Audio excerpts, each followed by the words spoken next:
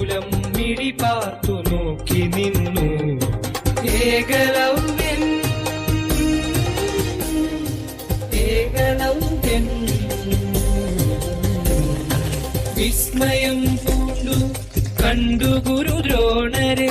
ഗുരുപ്രാപ്തി തേടി പിടഞ്ഞു ഏകലവ്യ ഹൃദയം. വിസ്മയം പൂണ്ടു കണ്ടു ഗുരുദ്രോണരെ. ഗുരുപ്രാപ്തി തേടി പിടഞ്ഞു ഏകലവ്യ ഹൃദയം.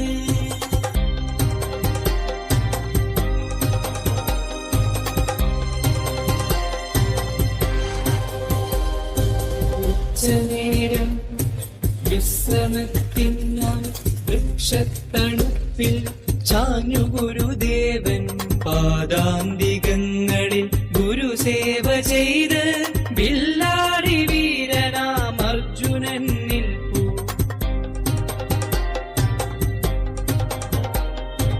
ഒരു കുലക്കാട്ടുപൂ കൈകളിലേന്തി ഗുരുപാദമർപ്പിച്ചു തൊഴുതേകലവ്യൻ.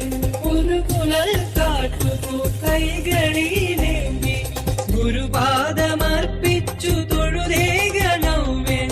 അമ്പരൻ എഴുന്നേറ്റു ദ്രോണൻ. ചോദിച്ചതാരു നീ വന്നതെന്ത്?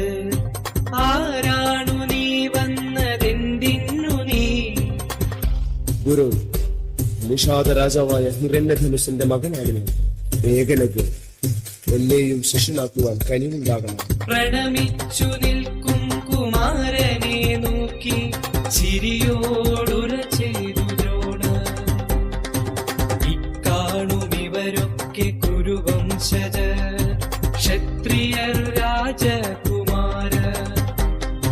കൂട്ടത്തിലെങ്ങനെ ചേർക്കുവാൻ ഞാൻ വെറുമൊരു കാട്ടാളപുത്രനെ.